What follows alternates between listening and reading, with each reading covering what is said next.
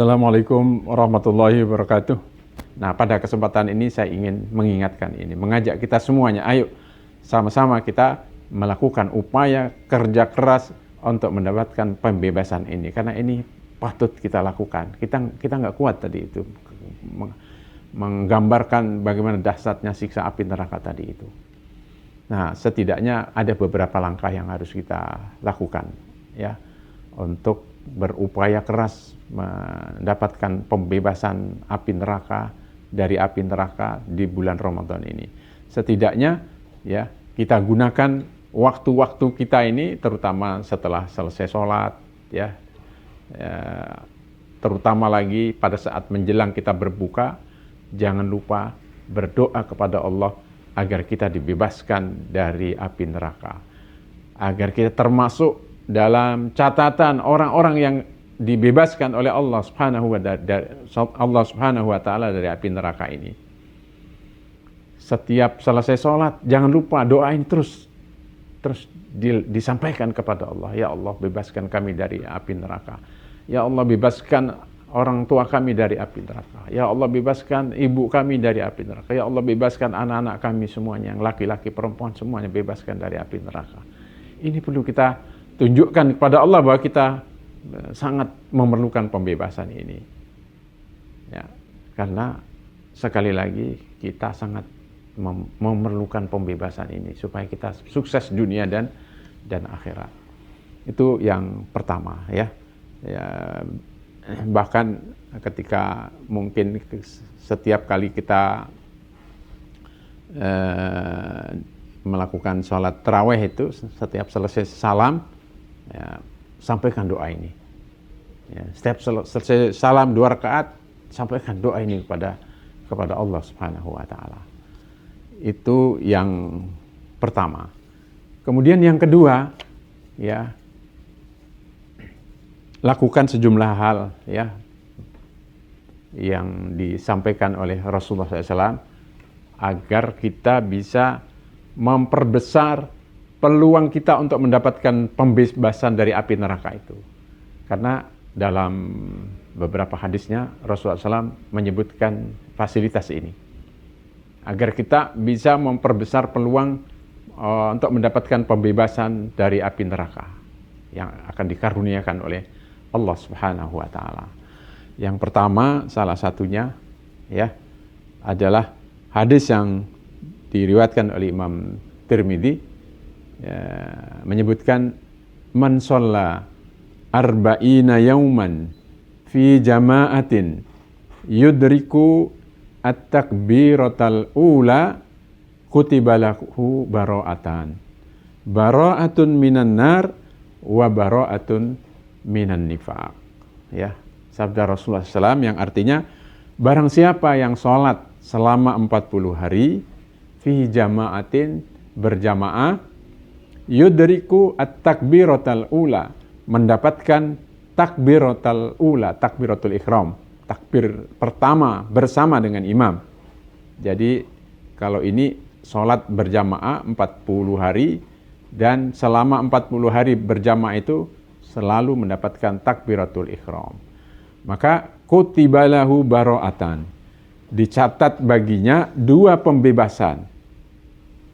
Ya, dicatat baginya 2 pembebasan. Yang pertama, bara'atun minan nar wa bara'atun minan nifaq, pembebasan dari api neraka dan pembebasan dari sifat munafik.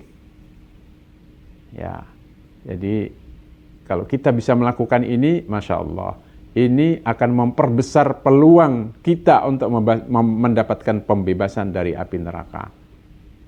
Ya, dan fasilitas ini disediakan oleh Rasulullah SAW lewat sabdanya tadi itu, dan lebih terukur, 40 hari berjamaah mendapatkan takbiratul ihram. Dari 40 hari berturut-turut, kalau batal diulang lagi, bisa dicoba. Karena ini arahan yang disampaikan oleh Rasulullah SAW untuk memperbesar peluang kita mendapatkan pembebasan dari api neraka. Ini yang pertama. Yang kedua, la yalijun naro man shalla qabla tulu'i syamsi wa qabla ghurubiha. Hadis ini diriwayatkan oleh Imam Muslim. tidak akan masuk neraka orang yang sholat subuh ya dan sholat asar.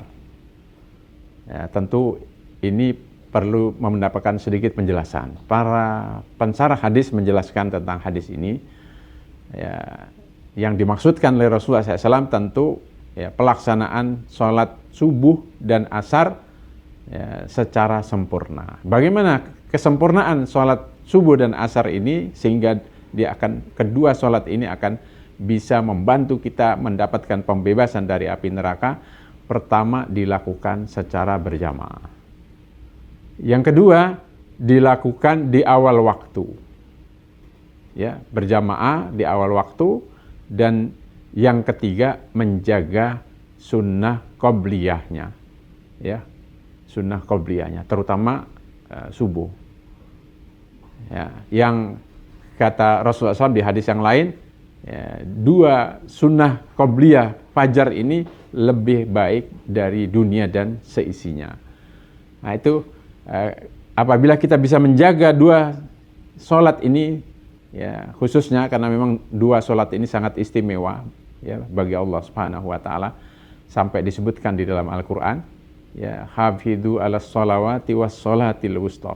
Jaga semua sholat, khususnya sholat wusta. Dan para ahli tafsir menyebutkan sholat wusta itu yang dimaksudkan adalah sholat asar. Ya, begitu juga sholat subuh yang sangat istimewa karena disaksikan oleh para malaikat Allah Subhanahu wa taala. Jaga 2 sholat ini, istimewakan, agungkan, ya. Jangan sampai tertinggal takbiratul ihram. Insyaallah kalau kita bisa jaga ini, Allah akan mengganjarnya dengan pembebasan dari api neraka. Bahkan ada tambahannya, dibebaskan dari sifat munafik. Satu sifat yang sangat berbahaya bagi orang-orang beriman. Apabila kena penyakit munafik ini, itu berbahaya, bisa keluar dari keimanan. Kemudian yang ketiga, sabda Rasulullah Sallallahu Alaihi Wasallam. Beliau bersabda, man yuhafidu ala arba'i raka'atin qabla duhri wa arba'in ba'daha harramahullahu alan nar. Barang siapa yang menjaga 4 rakaat sebelum duhur, 4 rakaat sunnah sebelum duhur, wa arba'in ba'daha, dan 4 rakaat sunnah sesudah duhur, maka harramahullahu alan nar, maka Allah akan mengharamkan api neraka untuk menyentuhnya. Jadi kalimatnya yang perlu digarisbawahi adalah man yuhafidu, siapa yang menjaga. Tentu bukan hanya sehari, 2 hari, sekali 2 kali, tapi menjaganya ya berhari-hari, berbulan-bulan, bahkan mungkin bertahun-tahun. Apabila kita bisa menjaga hal-hal yang tadi disampaikan oleh Rasulullah SAW, insya Allah ini akan memperkuat peluang kita untuk mendapatkan pembebasan dari api neraka yang akan dikaruniakan oleh Allah Subhanahu wa taala. Rasulullah SAW dalam hadis lain menyebutkan salah satu contoh sosok orang yang dibebaskan oleh Allah Subhanahu wa taala dari api neraka, yaitu Abu Bakar As-Siddiq. Rasulullah pernah bersabda kepada Abu Bakar, anta atikullahi minan nar. Kamu adalah orang yang dibebaskan oleh Allah dari api neraka. Semoga Ramadan kita kali ini mencatatkan kita sebagai orang yang telah dibebaskan oleh Allah dari api neraka. Amin ya rabbal alamin. Wassalamualaikum warahmatullahi wabarakatuh.